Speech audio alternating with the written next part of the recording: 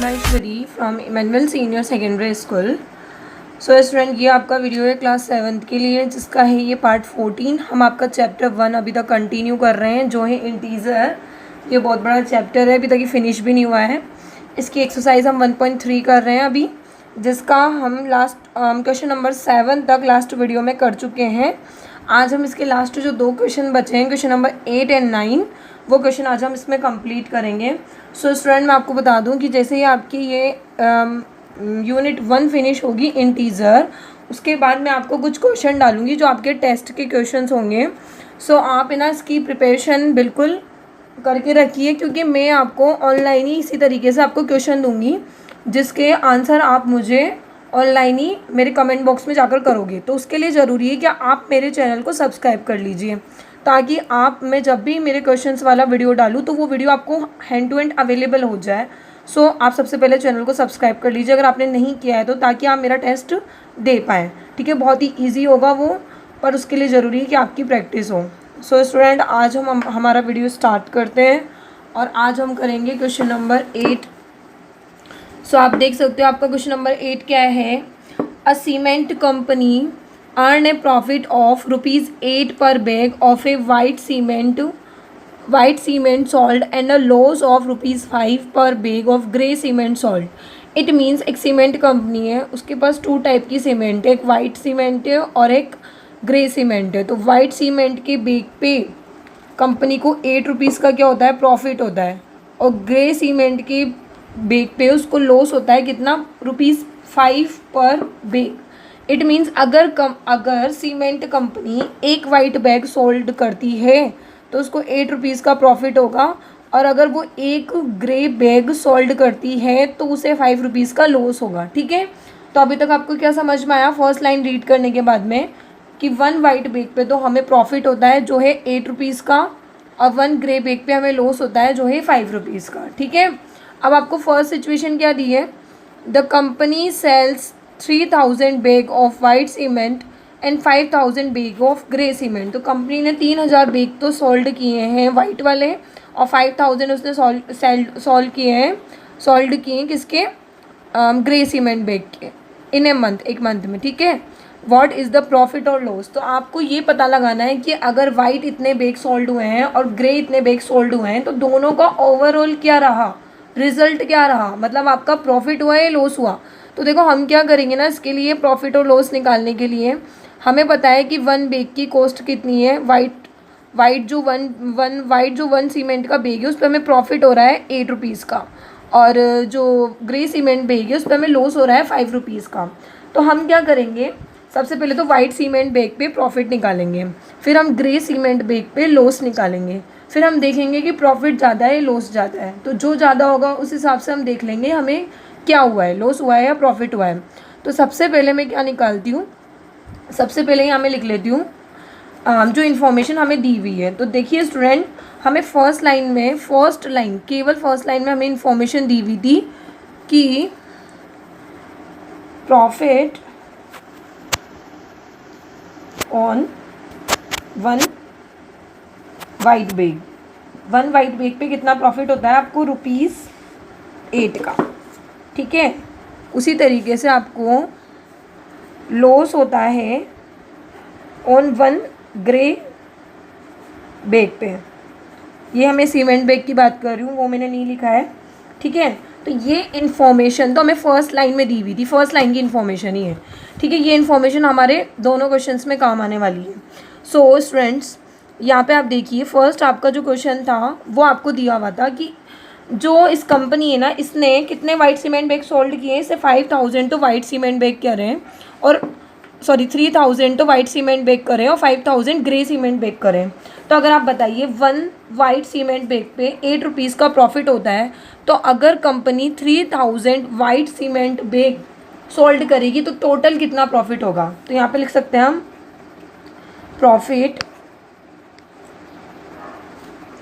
Profit earn by selling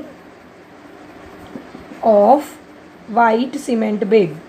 तो अगर उसने वाइट सीमेंट बैग सोल्ड किए हैं टोटल, यहाँ पे आप ये भी लिख सकते हो profit earn by selling selling 3000 of की जगह आप चाहो तो यहाँ पे 3000 वाइट सीमेंट बैग भी लिख सकते हो, जिससे आपको यहीं पे पता चल जाए कि आपने कितने सीमेंट बैग सोल्ड किए हैं। 3000 सीमेंट बैग सोल्ड किए वाइट। तो 3000 को आपको यहाँ पे किससे मल्टीप्लाई करना पड़ेगा, 8 से मल्टीप्लाई करना पड़ेगा। तो जब हम इसको 8 से मल्टीप्लाई करेंगे तो ये आपका आ जाएगा 24,000। इट मीन्स 24,000 का आपको क्या हुआ है, प्रॉफिट हुआ है। किस पे प्रॉफिट हुआ है, वाइट सीमेंट बैग को सोल्ड करने पे आपको 24,000 का प्रॉफिट हुआ है, क्योंकि आपने 3000 वाइट सीमेंट बैग सोल्ड किए थे और 1 सीमेंट बैग पे 8 रुपीज़ का प्रॉफिट हो रहा था। तो 3000 पे 24,000 का आपको क्या हुआ है, प्रॉफिट हुआ है। ठीक है, उसी तरीके से अब हम क्या निकालेंगे, अब हम प्रॉफिट निकालेंगे, सॉरी अब हम लॉस निकालेंगे, क्योंकि प्रॉफिट तो हम निकाल चुके हैं। तो अब हम लॉस निकालेंगे ग्रे सीमेंट बैग पे। ठीक है, तो हम निकाल रहे हैं loss on white grey cement bag. यहाँ पे आप 5000 भी लिख सकते हो। Loss on 5000 grey cement bag, मतलब 5000 ग्रे सीमेंट बैग पे आपको कितना लॉस हुआ है। तो आप क्या करोगे, 5000 आपने सोल्ड किए हैं ग्रे सीमेंट बैग, और एक पे कितना लॉस हो रहा है, 5 रुपीज़ का लॉस हो रहा है। तो 5000 पे कितने का लॉस होगा, 25,000 का। कितने का लॉस होगा, 25,000 का लॉस हुआ। सो स्टूडेंट आप देखिए, वाइट सीमेंट बैग 3000 है, उनको अगर हमने सेल किया तो 3000 पे 8 रुपीज़ के हिसाब से 24,000 प्रॉफिट हुआ। उसी तरीके से लॉस हो रहा था ग्रे सीमेंट बैग पे 5 रुपीज़ का, और हमने 5000 बैग सोल्ड कर दिए। तो 5000 को अगर आप 5 से मल्टीप्लाई करोगे तो 25,000 का आपको क्या आया है, लॉस आया है। तो ये आपका लॉस है और ये आपका प्रॉफिट है। तो आप बताइए आपको लॉस और प्रॉफिट में क्या ग्रेटर दिख रहा है। तो आपको लॉस ग्रेटर दिख रहा है किससे, प्रॉफिट से ग्रेटर दिख रहा है। ठीक है, लॉस ज़्यादा दिख रहा है ना आपको प्रॉफिट से, क्योंकि लॉस 25,000 है और प्रॉफिट 24,000 है। तो हमें ये चेक करना है कि हमें लॉस कितना हुआ। तो उसके लिए हम क्या करेंगे, जो हमारा लॉस है ना 25,000, उसमें से प्रॉफिट को हम लेस कर देंगे। तो हमें पता चल जाएगा कि हमें 10,000 कितने का, सॉरी 1000, ठीक है 1000 का आपको क्या हुआ है, लॉस हुआ है। 1000 का आपको लॉस हुआ है। कैसे पता लगा, हमने पहले वाइट जो सीमेंट बैग थे उन पे प्रॉफिट निकाल लिया, फिर हमने ग्रे सीमेंट बैग पे लॉस निकाल लिया, फिर हमने चेक किया कि प्रॉफिट और लॉस में से क्या ग्रेटर है। तो प्रॉफिट ग्रेटर नहीं था, क्या ग्रेटर था, लॉस ग्रेटर था। तो हमको पता चल गया कि भाई 25,000 तो ज़्यादा होता है 24,000 से, इट मीन्स लॉस ग्रेटर है। तो हमने क्या करा, लॉस निकालने के लिए जो लॉस था ना 25,000, उसमें से प्रॉफिट को लेस कर दिया। तो आपको पता चल गया कि आपको 1000 रुपीज़ का क्या हुआ है, लॉस हुआ है। सो स्टूडेंट ये अभी तक जो हमने किया है ना, ये आपका क्वेश्चन नंबर 8 का पार्ट 1 सॉल्व किया है। ठीक है ना, क्वेश्चन नंबर 8 का पार्ट 2 सॉल्व करना अभी भी बाकी है। तो अभी हम पार्ट 2 सॉल्व करते हैं। सो स्टूडेंट इसका पार्ट बी है, जिसमें लिखा हुआ है what is the number of white cement bag it must sell to have neither profit nor loss if the number of grey bag sold is 6,400। ठीक है, सो स्टूडेंट यहाँ पे आपको बोला गया है सेकंड सिचुएशन में कि हम ऐसे कितने वाइट सीमेंट बैग सोल्ड करें। मतलब हमें पता नहीं रखा कि कितने सोल्ड किए हैं, आपको पता लगाना है कि हम कितने ऐसे वाइट सीमेंट बैग सोल्ड कर दें कि अगर हम ग्रे सीमेंट बैग 6,400 सेल्ड करते हैं तो हमें जो लॉस हो रहा है ना इस पे 6,400 को सेल करने पे वो लॉस सेट ऑफ हो जाए। तो हम कितना वाइट सोल्ड करें। तो देखो मेरी बात सुनो, सबसे पहले बात आपको ये पता होना चाहिए कि 6,400 जब हमने ग्रे बैग सोल्ड किए तो हमें कितना लॉस हुआ। ठीक है, तो अगर आपको पता चल जाएगा कि 6,400 बैग को सोल्ड करने पे कितना लॉस हुआ तो उस हिसाब से आप वाइट सीमेंट बैग भी निकाल लोगे। तो अभी तक आपको नहीं पता ना कि आपको कितने वाइट सीमेंट बैग सोल्ड करने, नहीं पता, तो आप उसको क्या मान लीजिए, एक्स मान लीजिए। ठीक है ना, जो चीज़ हमें नहीं पता होती है ना उसको हम एक्स मान लेते हैं, और उसके बाद हम पहले लॉस की कैलकुलेशन करेंगे, देन हम एक्स की वैल्यू फाइंड आउट करेंगे। तो ऊपर आपको बोला है ना what is the number of white cement bag, वो आपको नहीं पता, तो हम लिख देते हैं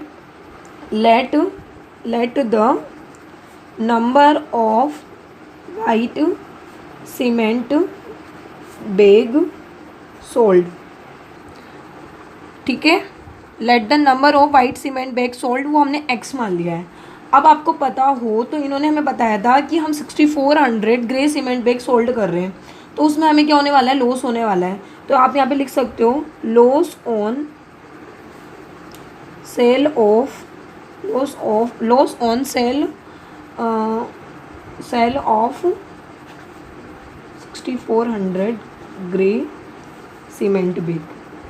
तो अगर आप सीमेंट बेग 6400 सीमेंट बेग अगर आप सोल्ड करते हो तो लॉस कितना होगा। तो आपको ध्यान हो तो अभी हमने फर्स्ट वाला जो क्वेश्चन किया था ना, उसमें उन्होंने बताया था कि एक बेग पे 5 रुपीज़ का क्या होता है, लॉस होता है, यही बताया था ना उन्होंने। तो 6400 पे भी हमें एक बेग पे 5 रुपीज़ का लॉस होता है, तो 6400 बेग पे कितने का लॉस होगा, 5 से हम मल्टीप्लाई कर देंगे। ठीक है, तो 5 से मल्टीप्लाई करने पे क्या आएगा, ये आपका ये आएगा 32,000। ठीक है स्टूडेंट। सो मैंने अभी तक क्या किया है, मुझसे पूछा गया था कि कितने वाइट सीमेंट बेग सोल्ड करें कि जो 6400 बेग पे लॉस होगा ना, ये वाला, ये सेट ऑफ हो जाए। ठीक है, तो हमें नहीं पता अभी तक कि कितने वाइट सीमेंट बेग सोल्ड करें, तो उसको मैंने एक्स मान लिया। ठीक है, अब आगे आपको बताया गया था कि 6400 ग्रे सीमेंट बेग सोल्ड किए जा रहे हैं, तो हमें 6400 बेग पे पहले लॉस की कैलकुलेशन करनी होगी, जो मैंने कर ली। अब मेरे पास 32,000 का क्या आ चुका है, लॉस आ चुका है। अब मुझे इस लॉस को सेट ऑफ करने के लिए कितने वाइट सीमेंट बेग सोल्ड करने हैं मुझे पता होना चाहिए। अच्छा, पहले आप बताइए कि आपको नहीं पता था कि कितने बेग सोल्ड करने हैं, तो आपने उसको एक्स मान लिया। ठीक है, और उन एक्स बेग पे आप प्रॉफिट कितने रुपीज़ के हिसाब से कमाते थे, 8 रुपीज़ के हिसाब से। याद हो तो आपको लास्ट क्वेश्चन में हमने पढ़ा था कि हम जो वाइट सीमेंट बेग है वो जितने भी सोल्ड करते हैं उस पर हमें कितना प्रॉफिट होता है, 8 रुपीज़ के हिसाब से प्रॉफिट होता है। ठीक है, तो अगर मैं यहाँ पे लिख सकती हूँ इसी जगह पे कि मुझे इन बेग्स पे कितना प्रॉफिट हुआ होगा, 8 रुपीज़ के हिसाब से प्रॉफिट हुआ होगा। ठीक है, तो यहाँ पे हम लिख लेते हैं profit on white cement bag. तो उसको मैं क्या करूँगी, इस एक्स को 8 से मल्टीप्लाई कर दूँगी, तो 8 मल्टीप्लाई एक्स 8x हो गया। ठीक है, तो मुझे जितने भी बेग मैंने सोल्ड किए ना उस पर मुझे 8 रुपीज़ के हिसाब से क्या हुआ है, प्रॉफिट हुआ है। अब मुझे यहाँ पे x की वैल्यू निकालनी है। ठीक है, सो स्टूडेंट इन्होंने हमें स्टार्टिंग में ही बोल दिया था कि आपको इस तरह से वाइट बेग सोल्ड करने हैं कि लॉस और प्रॉफिट क्या हो जाए, बिल्कुल बराबर हो जाए। तो लॉस और प्रॉफिट को हमें क्या करना है, इक्वल करना है, मतलब बराबर करना है। ऐसी सिचुएशन लानी है कि ना तो हमें लॉस हो ना ही हमें क्या हो, प्रॉफिट हो। तो लॉस और प्रॉफिट को हमें क्या करना है, बराबर करना है। तो मैं इस क्वेश्चन को दोबारा इसलिए समझा रही हूँ बिकॉज ये क्वेश्चन थोड़ा टफ है, आपको यहाँ पे दिक्कत आ सकती है समझने में, तो मैं दोबारा समझा देती हूँ। देखो स्टूडेंट, हमें बोला गया था कि इतने वाइट सीमेंट बेग आपको सोल्ड करने हैं कि ग्रे सीमेंट बेग पे जो लॉस हो रहा है ना वो बराबर हो जाए। ठीक है, प्रॉफिट से लॉस बराबर हो जाए। तो हमें नहीं पता था कि वाइट सीमेंट बेग कितने सोल्ड करने हैं, तो उसको हमने एक्स मान लिया। ठीक है, अब आपको पता हो तो जितने भी हम सोल्ड करेंगे उस पर 8 रुपीज़ के हिसाब से प्रॉफिट होगा, इसलिए मैंने प्रॉफिट निकाल लिया 8x। करेक्ट। अब आगे लॉस के लिए मैं बता रखा है कि 6400 ग्रे बेग हम सोल्ड कर रहे हैं, तो हमने क्या करा, उस पर लॉस की कैलकुलेशन कर ली। तो 6400 पे 5 रुपीज़ के हिसाब से लॉस हो रहा था, तो हमने लॉस निकाल लिया 32,000। ठीक है, तो वाइट सीमेंट बेग पे आपका प्रॉफिट कितना आया है, 8x आया है। ठीक है, और ना ग्रे सीमेंट बेग पे आपका लॉस आया है 32,000। तो ये तो आपका प्रॉफिट आया है, क्या आया है, प्रॉफिट आया है वाइट सीमेंट बेग पे, और ये आपका लॉस आया है। और हमारे क्वेश्चन के हिसाब से लॉस और प्रॉफिट क्या होने चाहिए, इक्वल होने चाहिए। तो हम क्या करेंगे, इन दोनों को इक्वल कर देंगे। मतलब ऊपर जो प्रॉफिट हुआ है ना हमें यहाँ पे वाइट सीमेंट बेग पे 8x का, उसको हम यहाँ पे नीचे जो लॉस हो रहा है ना 32,000 उसके बराबर कर देंगे।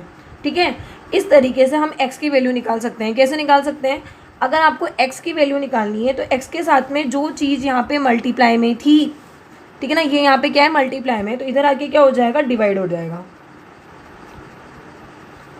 ठीक है, तो आपको क्या करना है, 32,000 को 8 से डिवाइड करना है।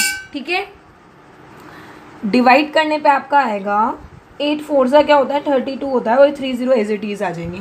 इट मीन्स x की वैल्यू आपकी निकल चुकी है। तो x की वैल्यू आपकी कितनी आई है, 4000। इसका मतलब आपको 4000 वाइट सीमेंट बेग सोल्ड करने पड़ेंगे ये वाला लॉस सेट ऑफ करने के लिए। सो स्टूडेंट, ये क्वेश्चन आई नो थोड़ा टफ था, तो मैं आपको वापस से समझा देती हूँ कि इस क्वेश्चन में आपको क्या करना है। देखो ध्यान से सुनना, अगर अभी भी समझ में नहीं आया है तो। हमें क्वेश्चन में दिया गया था कि आपको लॉस और प्रॉफिट वाली सिचुएशन को बराबर करना है, मतलब ना तो लॉस होना चाहिए ना ही प्रॉफिट होना चाहिए। तो उसके लिए आपको क्या करना था, उसके लिए आपको इतने वाइट सीमेंट बेग सोल्ड करने थे कि हमें जो लॉस हो रहा था ना 6400 ग्रे बेग सोल्ड करने पे वो सेट ऑफ हो जाए। तो मुझे नहीं पता था कि कितने बेग सोल्ड करें, इसलिए उनको क्या मान लिया, एक्स मान लिया। और इन बेग्स पे ₹8 का प्रॉफिट होता है, वो हमने अभी पीछे ही पढ़ लिया था, आपको ध्यान हो तो, कि वाइट सीमेंट बेग पे ₹8 का प्रॉफिट है और ग्रे सीमेंट बेग पे ₹5 का लॉस है। तो अगर एक्स बेग मैं सोल्ड करती हूँ तो ₹8 के हिसाब से उस पर प्रॉफिट हुआ 8x। उसी तरीके से ग्रे सीमेंट बेग का इन्फॉर्मेशन इन्होंने दे रखी थी कि 6400 हम सेल करने वाले हैं, तो 6400 पे ₹5 के हिसाब से हमें 32,000 का लॉस हो गया। तो यहाँ प्रॉफिट हुआ 8x, यहाँ लॉस हुआ 32,000 का। उन दोनों को इक्वल करना था, इसलिए मैंने उनको इक्वल में रख दिया और मैंने क्या करा, x की वैल्यू निकाल ली। x की वैल्यू निकालने के लिए इस 8 को मैंने कहाँ डाल दिया, डिवाइड में डाल दिया। क्यों? क्योंकि यहाँ पे कोई चीज़ मल्टीप्लाई में होती है ना, तो इधर आके क्या हो जाती है, डिवाइड हो जाती है। तो इस तरीके से आपकी x की वैल्यू क्या आ चुकी है, 4000 आ चुकी है। इसका मतलब आपको कितने वाइट सीमेंट बैग सोल्ड करने पड़ेंगे, 4000 वाइट सीमेंट बैग आपको सोल्ड करने पड़ेंगे। तो वाइट सीमेंट बैग आपके कितने आ चुके हैं, वाइट सीमेंट बैग आपके आ चुके हैं 4000, और ये आपका आंसर है। ठीक है, तो इस वाले सेकंड पार्ट को आपको बहुत ही अच्छे से समझ के बार बार ट्राई करना है, बिकॉज ये क्वेश्चन भी इम्पॉर्टेंट आपका क्वेश्चन है। अब हम इसका लास्ट क्वेश्चन करते हैं, क्वेश्चन नंबर 9, जो बहुत ही ज़्यादा क्या है, ईजी है। सो स्टूडेंट आप देख सकते हो, आपका नेक्स्ट क्वेश्चन है, replace the blank with an integer to make it as true statement. मतलब आपको एक स्टेटमेंट दिया हुआ है, स्टेटमेंट से मतलब आपको यहाँ पे इक्वल की साइड में नंबर दिए हुए हैं, देखो सब में, तो आपको प्रूफ करना है, मतलब आपको यहाँ पे फिल इन द ब्लैंक की जगह कुछ ऐसा नंबर फिल करना है कि उसको मल्टीप्लाई करने के बाद में जो इक्वल में आपको डिजिट्स दी हुई ना, वही आंसर आ जाए। तो मतलब आप 3 को किससे मल्टीप्लाई करो कि 27 आंसर आ जाए, 5 को हम किससे मल्टीप्लाई करें कि -35 आंसर आ जाए, यहाँ पे हम -8 को किससे मल्टीप्लाई करें कि -56 आंसर आ जाए, और यहाँ पे हम -12 को किससे मल्टीप्लाई करें कि 132 आंसर आ जाए। तो ये है आपका क्वेश्चन, जिस क्वेश्चन को मैंने यहाँ पे राइट भी कर लिया है। अब देखो, सबसे पहले आप सबको टेबल तो आती है, तो 3 के टेबल में 27 कितने टाइम में आता है, हाँ 3 के टेबल में 27 9 टाइम में आता है, ये आप सबको पता है, करेक्ट। 3 की टेबल में 27 9 टाइम में आता है। तो अगर 9 3 हम 27 करते हैं, 3 9 27 करते हैं, तो -27 आना चाहिए। क्यों?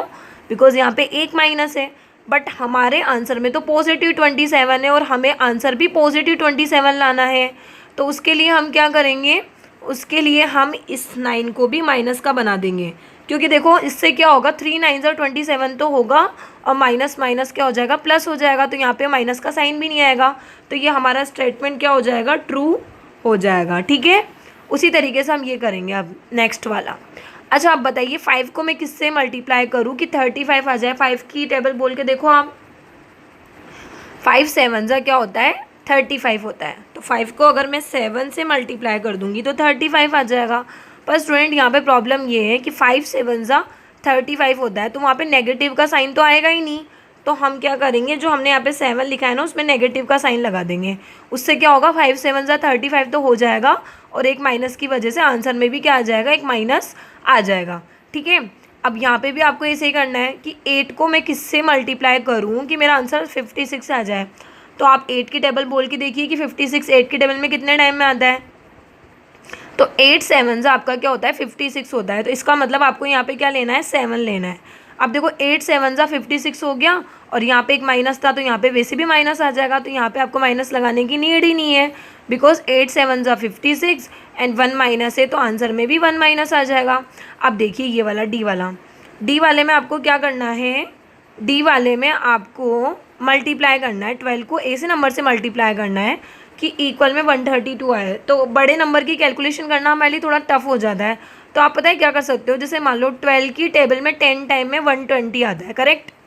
12 की टेबल में 10 टाइम में, मतलब 12 की टेबल अगर हम 10 टाइम बोलते हैं, 12 मल्टीप्लाई अगर हम 10 करते हैं तो 120 आता है। ठीक है, 120 में आप एक और बार 12 करके ऐड करके देखो, मतलब 12 की टेबल अगर हम 11 टाइम बोल के देखेंगे तो 132 आएगा। ठीक है, अगर आपको इसे डायरेक्ट दिमाग में नहीं आ रहा है ना, तो आप पता है ये नंबर कैसे फाइंड आउट कर सकते हो, आप इस 132 को इस 12 से डिवाइड कर दो। ठीक है, अगर आपको नहीं पता चल रहा है ना यहाँ पे क्या नंबर लेना है, तो आप इसके लिए ऐसे भी कर सकते हो कि आप इस 132 को इस 12 से डिवाइड कर दो। ठीक है, तो ये कैसे डिवाइड होगा, ये डिवाइड हो जाएगा आपका, ये आपका 1 बच जाएगा, और ये हम यहाँ पे राइट कर लेंगे, ये दोबारा से 1 टाइम में यहाँ पे डिवाइड हो जाएगा, और इस तरह से आपका यहाँ पे नंबर क्या आ जाएगा, 11 आ जाएगा। तो अगर आपसे कैलकुलेशन नहीं हो रही ना, तो आप इस तरीके से डिवाइड करके भी देख सकते हो कि आपको पता चल जाए कि यहाँ पे आपको क्या नंबर लेना है। तो यहाँ पे मुझे क्या नंबर लेना है, 11 लेना है। तो अगर मैं 11 को 12 से मल्टीप्लाई करूँगी तो 132 आएगा, पर ना ऐसा करने पे माइनस का 132 आएगा। क्यों? बिकॉज यहाँ पे क्या है, 1 माइनस है, तो आंसर में भी 1 माइनस आ जाएगा, बट हमारा आंसर जो है उसके अंदर तो माइनस है ही नहीं। तो इसके लिए आपको क्या करना पड़ेगा, जो यहाँ पे आपने 11 लिखा है ना उसको भी आपको माइनस का बनाना पड़ेगा। उससे यहाँ पे क्या होगा, माइनस का साइन नहीं आएगा। कैसे? 11 को अगर हम 12 से मल्टीप्लाई करेंगे तो 132 आएगा, और माइनस माइनस क्या हो जाएगा, प्लस हो जाएगा। तो इस तरीके से ये हमारे सारे स्टेटमेंट क्या हो जाते हैं, ट्रू हो जाएंगे। तो ये आपका 1.3 का लास्ट क्वेश्चन था जो हमने कंप्लीट कर लिया है। अब हम नेक्स्ट वीडियो में आपका 1.4 करेंगे। ठीक है स्टूडेंट, तो आज के इस वीडियो में आपके लिए इतना ही।